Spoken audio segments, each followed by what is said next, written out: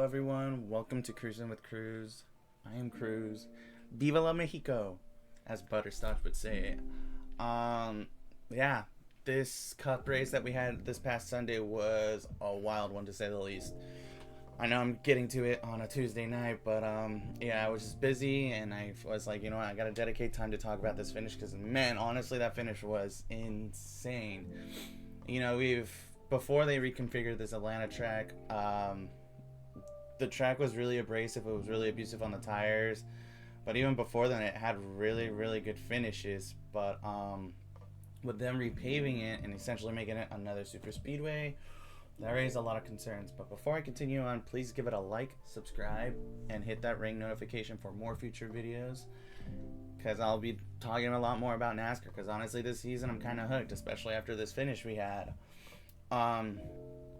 I won't really be reviewing the weekends as much, especially with the truck races and Xfinity races. Some races I will give my input, but a lot of them I won't, just because I don't know. I said in my Let's Talk NASCAR video why I really kind of lost touch with the whole lower tier series, but I did watch some of the highlights for both the truck and the Xfinity races.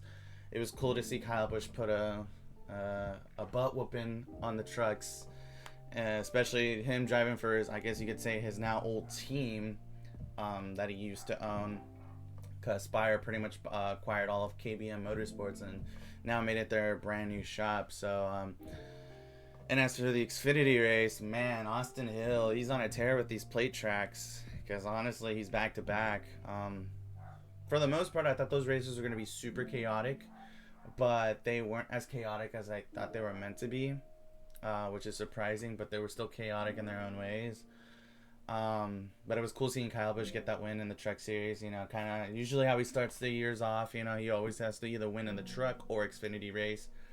But yeah, let's talk about that cup race. That cup race was interesting. I actually did watch most of it from start to finish. Until I actually had to leave for a little bit, but I had the race playing on through my radio as I was driving. But oh, excuse me.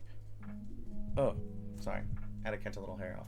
Anyways, so yeah, as I was watching that cup race, man, they're 2 for 2 when it comes to wrecks before. I want to say lap 5, because last week they had a wreck on lap 5 or 6. And then this week they had a wreck on lap 2, and it was a pretty huge one. It was the biggest one in Atlanta history from what they were saying. 16 cars involved, including Daniel Suarez, which I'll get to a little bit later on in the video, because obviously he's a main topic for this video. But anyways, yeah, even before the race started, there was drama. I saw that Joey Logano got a penalty for his expired gloves, and they had to not only send him to the back of the pack, but as soon as the race started, he had to do a drive-through penalty. And man, if there's one thing I'm going to complain about NASCAR right now, it's the rules. I feel like some sports now should start giving out a rule book so the fans can understand what these rules are, so that way they're not just saying they're throwing these gimmicks right now. Especially with Logano, knowing how good he is at these kinds of races, especially if they're plate tracks. Yeah, I was just kind of baffled that they had to do that with him. I mean, Chase Elliott started on the back. He still had a decent day, but anyways, yeah, the fact that they had to send Logano to the back and for him to do a drive-through, essentially it didn't really matter, because like I said, they wrecked on lap 2, so he kind of avoided the inevitable of what happened. But then again, he started up front. But Michael McDowell, first stage, he was pretty strong, and with them now, with Front Row Motorsports now having that tier 1 forward performance with Alliance of Penske, they're definitely showing it, even including his teammate Todd, because he was showing his strength in the second stage from when I was watching too. And for the most part, one thing I can definitely tell with now this being the third year that Atlanta's in this configuration is the amount of wear that the track has gone through, and now how it's been kind of more of like a handling kind of track again, or it's coming back to that. Junior was saying it, Dale Jr. was saying in his podcast, I was listening to it earlier, how a lot of you can tell that a lot of the drivers were losing that front end grip, and that's why they were kind of just, like they weren't really like bumping. But yeah, back on that Todd Gilliland situation, because I just remembered that now too. Like in a way, he kind of technically caused that wreck on lap 2. I think he was just trying to open up a gap for his teammate to slide up on front of him. But I think one thing they have to learn about this track, and I mean, it's kind of a rule of common sense, is like there's no room to be doing that kind of stuff. Maybe at like Daytona, most likely at Talladega, but Atlanta, it's just, it's impossible. It's a mile and a half. There's not enough time for you to give that kind of breathing room to allow others to get in front of you. Because as you saw, it just caused a chain reaction. 16 cars were involved, including my driver that I was kind of rooting for after his second place run last week, Alex Bowman. But he ended up getting the crappy end of that stick. I think he ended up being 5 laps down, something like that. But he still got a decent finish out of that because there were still more wrecks as the race progressed on. But after that, like I said, stage 1 was pretty much what's his name, Michael McDowell. He took stage 1, and then stage 2 was pretty interesting. Just seeing how that was playing out, especially with the fuel strategy, and then like the fact that this new pit road thing is also kind of new too. How they have to pit on the backstretch they have to go 90 miles an hour under green but 45 under yellow, and I saw most drivers were mistaking that. I think McDowell was one of those. Denny Hamlin did the same thing too. That's the thing that kind of I understand. It's like, you have to remind you, it's almost like Bristol. You know how Bristol, if it's like under yellow, they go through one end of pit road and they all come out at the same end of pit road, versus green flag pit stops is like you come in on the end that your pit stall is at. So I can see why it got a little confusing. But coming into the second stage with those green flag pit stops, McDowell and Byron ended up wrecking coming down pit road, which I'm shocked NASCAR didn't throw a caution, just given how NASCAR is. But I felt like when I saw them just below the white line, I was thinking of iRacing rules. I'm like, of course they're not gonna throw the caution. Everyone's thinking iRacing rules, especially now with this new crowd watching NASCAR. I feel like most of us have that mentality of thinking about iRacing and how they delegate those races and how they'll call out the cautions and whatnot. But anyways, stage 2 was pretty interesting to say the least.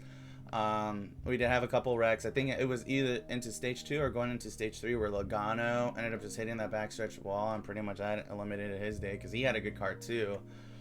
But stage 2 went to Ryan Blaney, I believe.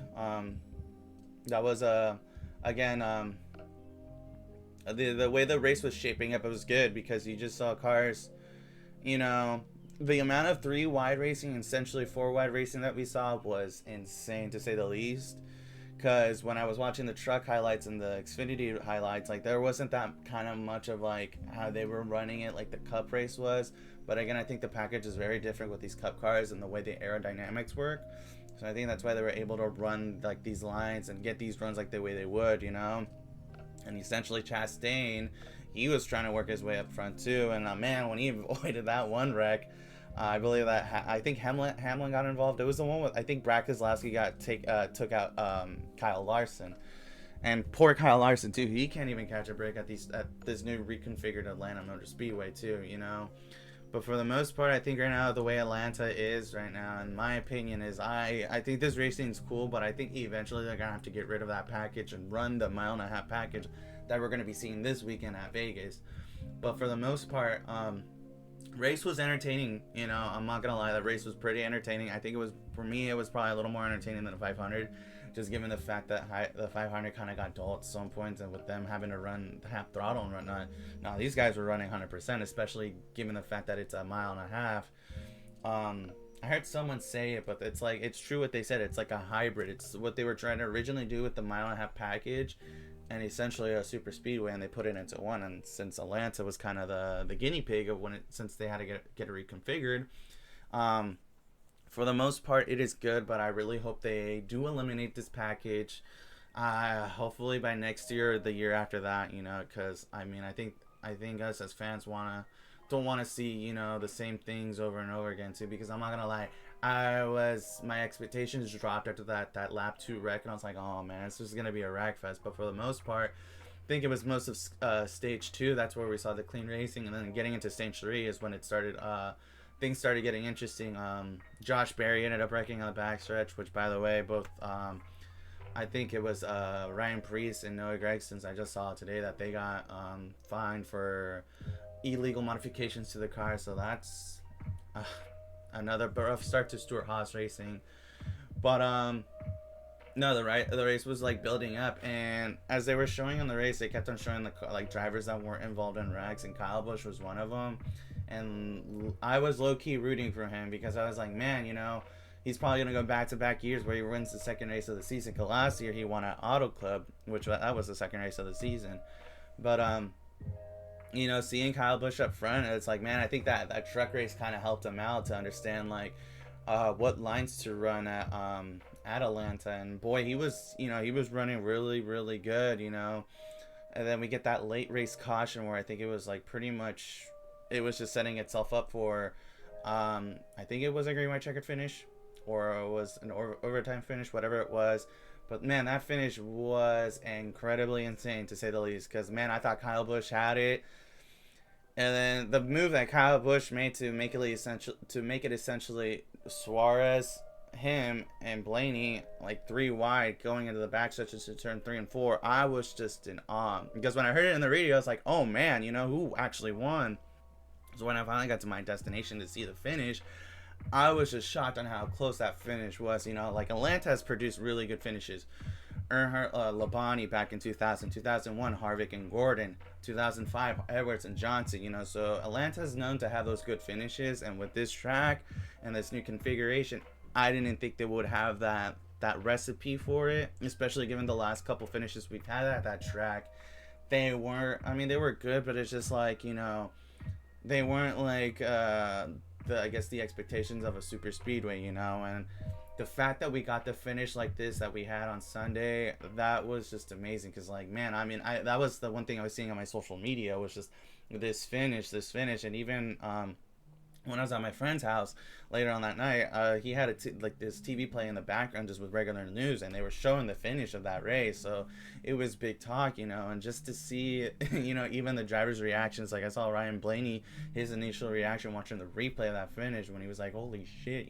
Like honestly, that was I'm happy that from the controversial finish we had last week to a photo finish this week. I'm like, all right. NASCAR's kind of putting itself on a good pace right now, and right now, since they're now doing their West Coast swing with both Phoenix and Vegas this week, and Vegas being the first stop and then the second stop, Phoenix, I'm hoping that these races now kind of have good finishes and have really good authentic racing, because Atlanta, I don't like it being the way it is, but I guess it's like a preview for what we're gonna see now that Atlanta's gonna be the first race of the playoffs this year. So we're just gonna see how it all plays out. I just find it funny because when I think back on this year's schedule, we start with this year as Daytona, and then the second race is Atlanta, and then the last race of the season is Daytona, or the regular season's Daytona, and the first race of the playoffs is Atlanta. So yeah. It's funny because I have the cars, the King, Lightning McQueen, and Chick Hicks, and yeah, I saw that meme of they literally reenacted the Cars movie finish where they all come to the line 3 wide like that. But it was cool that we actually had that in real life, and honestly, I'm happy for Daniel Suarez, because man, I felt like he was in the hot seat right now, given the fact that Ross Chastain's kind of been like the leading head honcho of that race team, because he's been bringing the wins. He got them to the championship for their his first year with them. Last year he got him 2 wins. He won the last race of the season last year. So Suarez, I kind of felt like he had a lot of things to live up to coming into this year. And last year, the second race of Atlanta, he finished second. So the fact that he came back and won that race, I was just, man, me being a Latin American and, Mexican inherited, I was pretty cool seeing that, especially since I live not too far from Mexico. The bar I went to later on that night, a lot of Mexican friends were like, yeah, and I don't know why. For some reason, me being a South Park fan too, I just thought about Butters, Viva la Mexico, but no, it was cool seeing Suarez win, because it's nice that we have like different types of drivers in this sport, drivers that come from like the Europe world. And then we got Suarez as a Mexican driver. The last Mexican driver I was actually a fan of, to be honest, was Adrian Fernandez, especially when they had their their little Bush Series run down at Mexico City. So it's cool seeing Suarez, you know, bringing those victories, you know, for my fellow Mexicans. Because man, dude, that was, oh man, I was just, and even watching the Spanish broadcast of him, like, you know, hearing that one commentator saying Suarez, like not even the checkered flag, but he's like, you know, he just like he's channeling that good energy for him to win, you know, because yeah, that finish was insane, you know, but you know, I'm happy that those top three drivers took it well deservingly, because man, that was just an insane finish, you know. And honestly, I'm happy that Suarez did win, you know, because like I said, back on that track of him being on the hot seat, you know, one of those hot topics is like, is this the year where he has to really show performance and show that, hey, he deserves to stay in that seat, he deserves to stay with Trackhouse, you know, because right now they got Zane Smith, they're renting a charter through Spire Motorsports, so now that they have Zane Smith, you know, kind of on that reserved role, I guess you could say, you know, it's like, it's interesting, even with SVG too, Shane Van Gisbergen, shout out to his top three finish in the Xfinity race too. I didn't. That's one thing I forgot to mention too. The Australian showing his true colors right now, especially at these tracks. So, but overall, you know, that race, I give it a solid 8 out of 10 this weekend. You know, not as damn perfect as I wanted to be, especially with the way we had that start to the race, but that finish definitely made up for that race for sure. You know, and I'm glad that we had a finish like that. I'm hoping we have some really good racing this year so far. We got a controversial finish and we have a photo finish. So let's see what Vegas brings on, and hopefully you guys enjoy this video. Please, again, hit the like, subscribe, and hit that ring notification, and I'll catch you guys on the next one. Viva la Mexico.